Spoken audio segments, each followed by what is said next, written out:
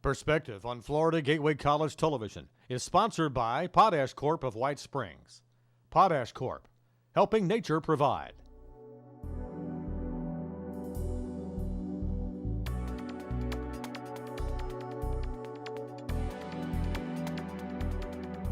Hello everyone and welcome to Perspective. This is a public affairs presentation of Florida Gateway College. My name is Mike McKee and my guest on the program, you only see them when there's a disaster around. We have Sandra Lawson, the public affairs specialist with the Small Business Administration, and Gary Petty, he's a FEMA media relations specialist.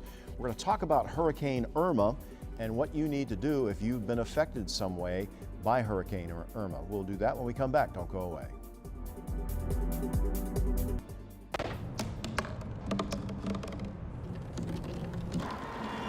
Everybody has a dream.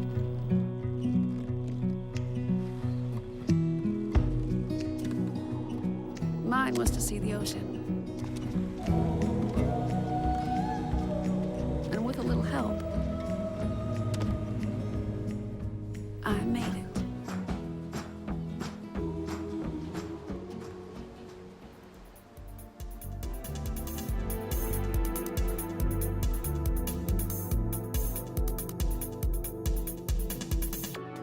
Welcome back to Perspective here on Florida Gateway College Television.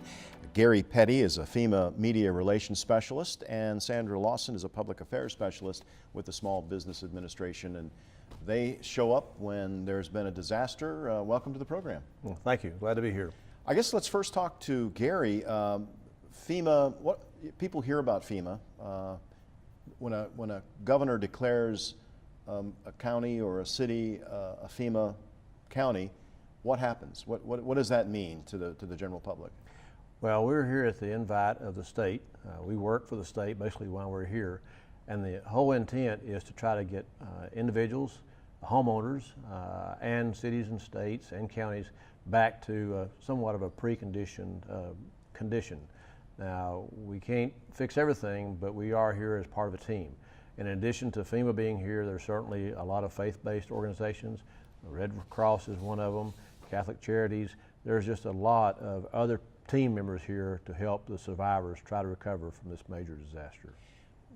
The strange thing about your job, Gary, is that you could go maybe a whole year and not have anything happen. But then you have a situation like this where we've had a hurricane in Texas and Louisiana that really dumped a lot of water on the people out there. And then you had Hurricane Irma here in Florida, and it looks like there may be another storm brewing. It seems like a very long hurricane season, and you're on the go quite a bit now. Well, it's been a busy hurricane season, and unfortunately that's affected a lot of people, and we're sensitive to that. We're trying to respond as best we can to those needs. There is a lot of damage throughout the state of Florida. Certainly the people who live in Houston, Texas are still being affected by the hurricanes that happened there, or all the rainfall, and now our brothers and sisters are in Puerto Rico. So it's been rough, but people are tough and they'll make it through it. We're just here to help them in that process.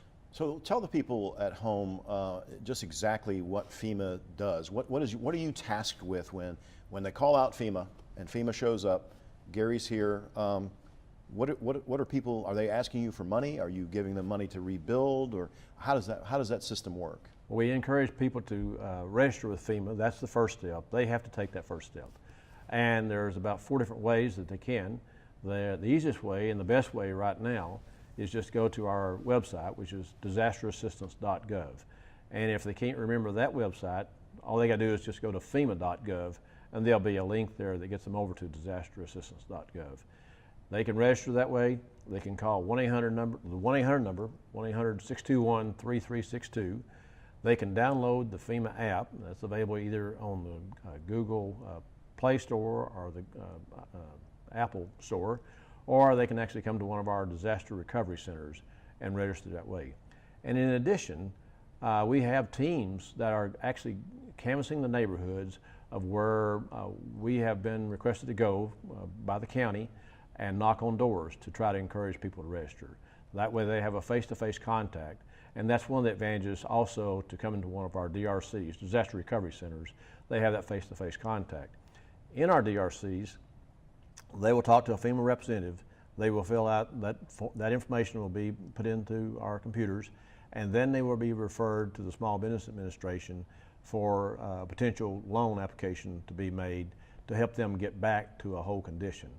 I want to manage expectations in that when someone comes to FEMA and registers, they should have already applied to their insurance company.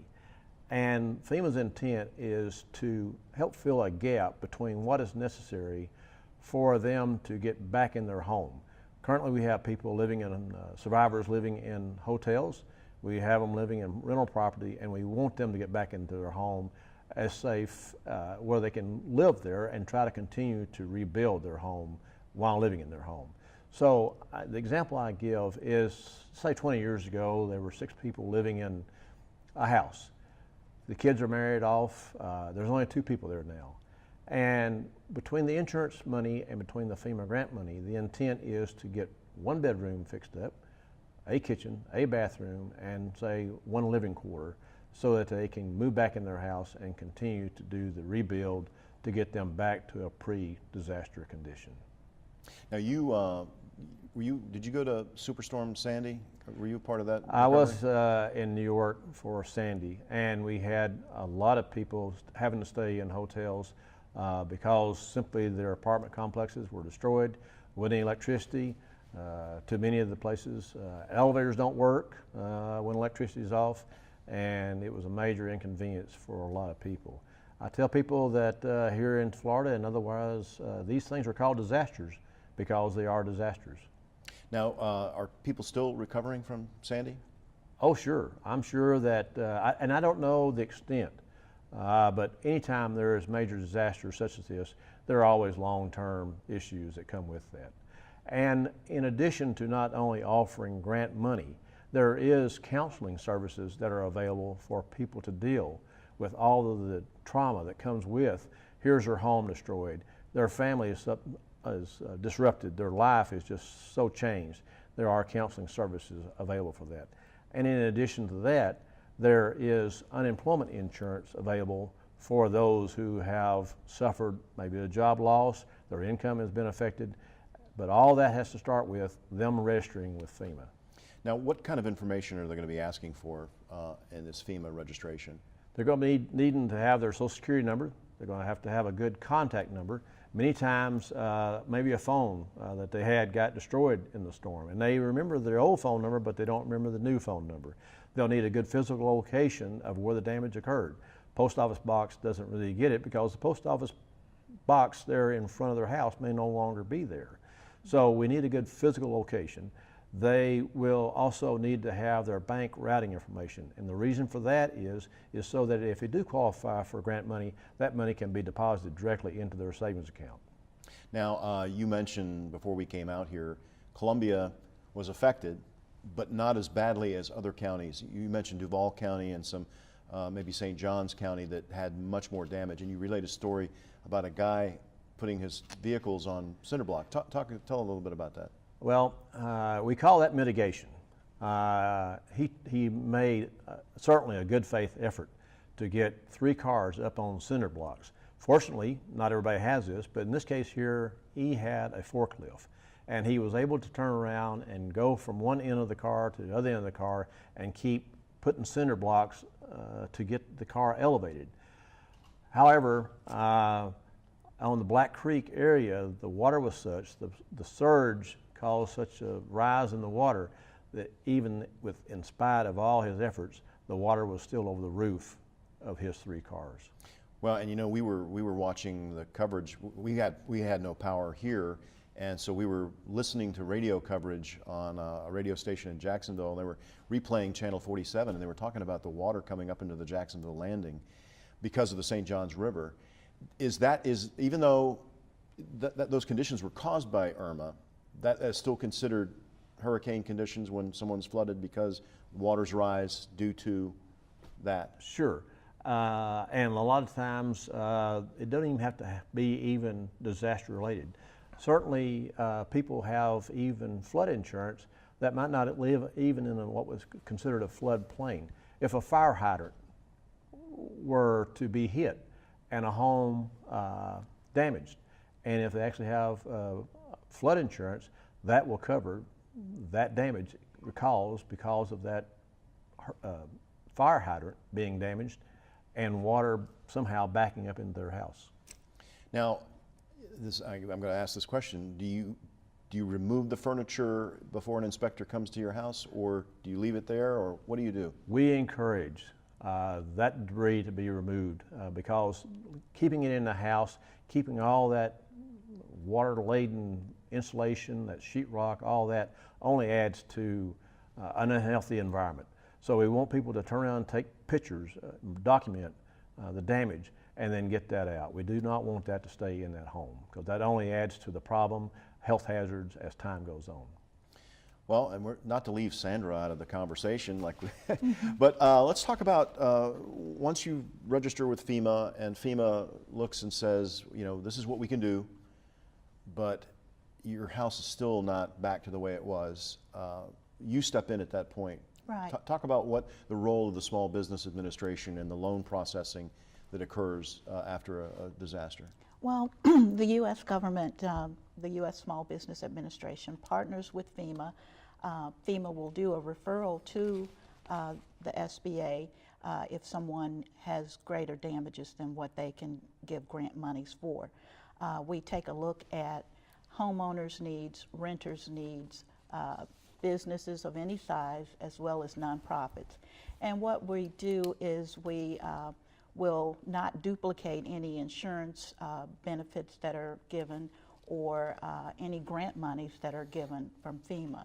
But anything else damage-wise will be assessed, and just like FEMA, we'll have someone to come out and take a look at the damages to the physical damages to the property, as well as any personal property that may have been lost. We'll take a look at that, and we'll do that for homeowners, renters, businesses, and nonprofits. The key is register with FEMA first, okay? And because you register with FEMA, then you come to the SBA for a disaster loan. If, for whatever reason, we do not approve the loan, you have an opportunity as an individual or homeowner or renter to go back to FEMA and say, well, you know, I may still need some help because I didn't qualify for a loan. So FEMA can take another look to see if they can help you with other needs. Along those lines, the interest rates are really, really low for homeowners and renters. Physical damages and personal property damages to your primary residence. The rates are as low as 1.75% for up to 30 years. And for businesses, the rates are as low as 3.35% for up to 30 years. Nonprofits, 2.5%, as low as that for up to 30 years. And the thing about this particular declaration is that borrowers, once you sign the note on an approved loan, 12 months later, you begin making the payments because of this particular disaster and the volume that's going on in the country right now. They made an adjustment to those terms just recently. But what we encourage those who have been impacted to do is to, again, register with FEMA and then register with SBA, fill out the application. Even if you think, well, I know I may not need this money, you know, I may have enough insurance money, but the window of time is pretty short. November 9th is the deadline for physical damages, so go ahead and apply. And if you don't need the money, once the insurance payments are in and things are settled, you don't need the loan, then don't take it. You have 2 months to decide whether or not you want to use it. But in the case that you do need the loan, then the window is there. You have the resources to do what you need to do. So we encourage everybody to take advantage of that. Businesses that need to apply and you need assistance, we have partnered with the Small Business Development Centers in the state of Florida. You can go to an SBDC center closest to you, and they will help you fill out the application and get the necessary paperwork to accompany the application together. So that's a partnership. We're also involved with local long-term recovery groups like the United Way and other entities and the emergency management system here in the counties to see what we can do to get people in the frame of rebuilding in a long-term capacity.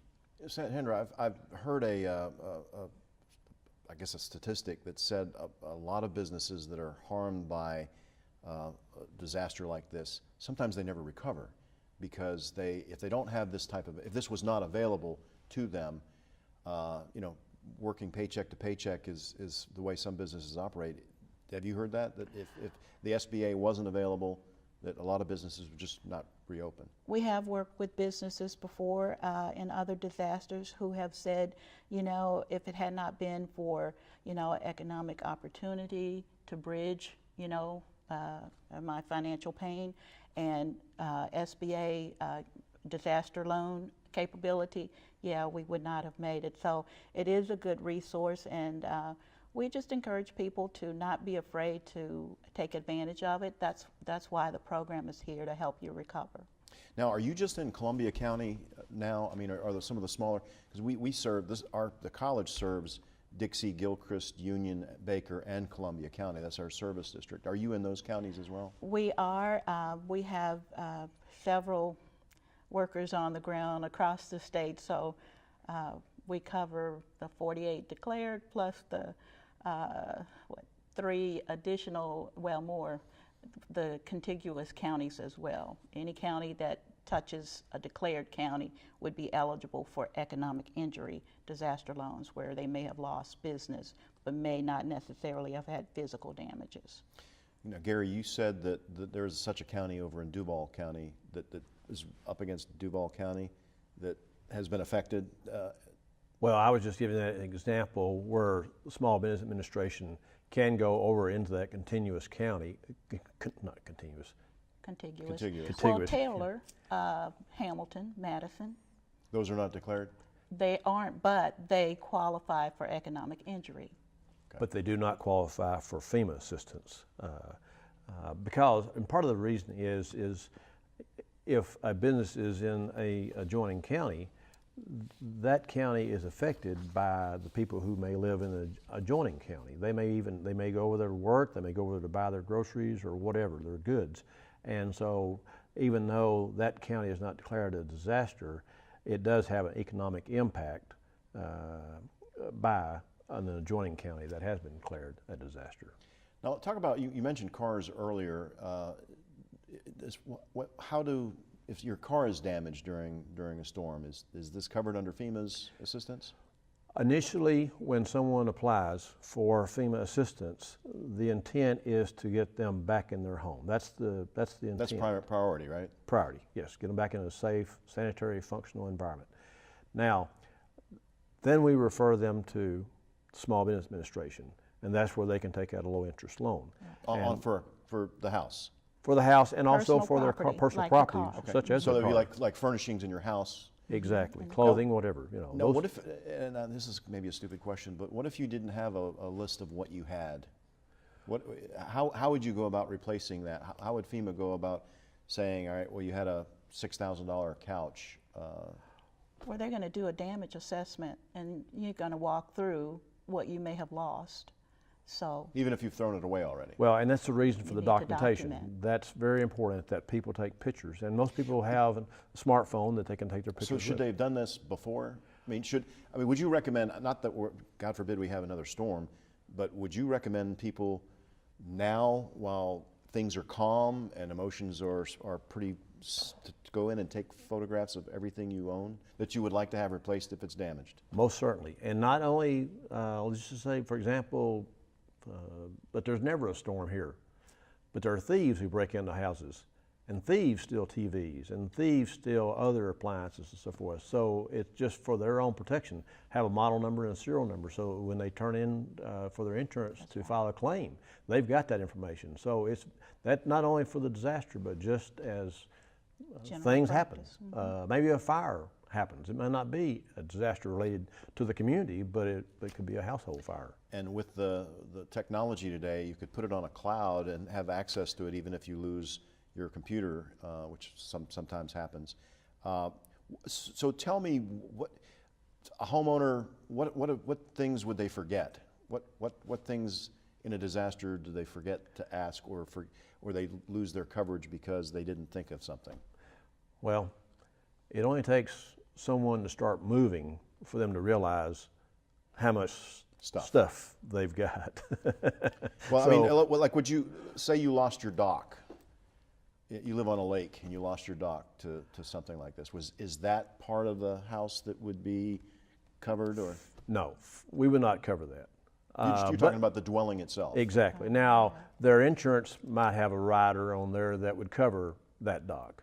And so there again, it's important to take documentation, pictures of everything you have. I mean, you're not going to take pictures of a T-shirt, but you're going to take pictures of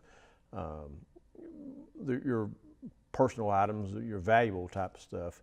And it's good to have a serial number, simply because some insurance policies have a full replacement value of, say, a new refrigerator. And if they don't have anything to go with, they don't have anything to go with. So it's important to document that. Here's a question that I just thought while you were talking. A lot of the damaged homes, maybe second homes, that are on the coast, that are on, I take, for instance, Steinhatchee in Taylor County. There are a lot of people that have weekend houses down there where they go fishing, and is FEMA covering that, or are we talking primary residence only? Primary residence. And for us too, it's the primary residence. But if that secondary home is rented, then we can consider it under a business application. And one thing I would like to mention is that it is per household. It is not per individual. We'll say, for example, there's 2 people there living in the same house, 3 people, whatever. It's only one individual who is going to qualify for any FEMA assistance, because we're targeting that house to get that home back in a livable condition. So if 3 people happen to live there and 3 people apply, when the numbers are crunched, there's only going to be one that should be getting a payment. And if somewhere along the line that slips through on the back end at some point in time, they'll probably be requested to pay back that money. Now, earlier in the program, you guys talked about renters. Is it the responsibility of the landlord to do this paperwork for FEMA on behalf of their tenants, or? The renter needs to complete their own application to us. Was that for contents? Because the assistance would not be for the building itself, it would be for contents, correct? Correct. That's where it goes back to the individual, where they could get some grant money for their personal property. Maybe it's some medicine that got destroyed. Maybe it's essential goods. They could get some relief for that. The owner of the rental property, he would be referred to the SBA as a business, so he could turn around and get a loan in order to put his rental property back into a safe, livable condition. Most people don't have renter's insurance. Would you be looking at, if they did have renter's insurance, that same process that you go through with someone who owns their home? That is part of the criteria when we encourage people to register, is what insurance have you got? Because FEMA will not duplicate any payment that is made by the insurance company. We're not allowed to duplicate any monies that they have been given by their insurance company. This is terrible that you guys show up at the. Is there something that you want to part with our viewers with some advice going through this process? I know being patient in a trying time is sometimes difficult to do. A couple of things I want to point out is that any representative from FEMA, any representative from the Small Business Administration will have proper identification. FEMA will not charge anything for their services as far as when the inspector comes out, nor will the SBA inspector charge anything. We have heard reports of where someone gets a phone call and says, we can go ahead and continue your processing of your FEMA grant money if you'll go ahead and submit the $200. That is not anything that we would be doing. When the FEMA inspector comes out, he will not be asking for any personal identification such as your bank account information, how much money you have, nothing like that. He is there to inspect the home. And we just want to make sure that people are not being taken advantage of during this disaster. The other thing is that we realize that sometimes there's a waiting time on the phone with customer service and what have you. We do encourage you, if you can, access a computer and fill out your application online, do that and get the process started. If you have a question, you can call in to our 800-659-2955 number, and that'll get you help. But as long as you get your application in the queue, the sooner the better. It's taken about 4 weeks to get applications processed right now, but the key is to be patient, to go ahead and get started with the process if you're going to do that, and just beat the deadline to get in the system. And if you do need help, just continue to call, or if there's a disaster assistance team for FEMA on the ground, you can find out from your emergency management officer as to where they might be in counties where there's not a disaster recovery center, or just call the FEMA number to see where they're located. Also, you can call our SBA customer service number to see where there's a business recovery center. Also, the resource of the Small Business Development Center if you're a business and you want help filling out our SBA application. All right, again, if you'd like more information on anything that was discussed on this program, you can phone or log on to the website that you're looking at right now. And Gary and Sandra, I appreciate you coming on. I know you're doing a hard job, and again, you have to have a certain personality to do this job, because you're obviously dealing with people that are very emotional because they've lost everything. Exactly. They have, and we're here to help. We're a part of the team, and that's why we're here. That's our main focus, is to help those survivors to recover from that so they can get back to a normal lifestyle. Well, thank you again for being on the program, and thank you for watching Perspective here on Florida Gateway College Television. Until next time, I'm Mike McKee. So long.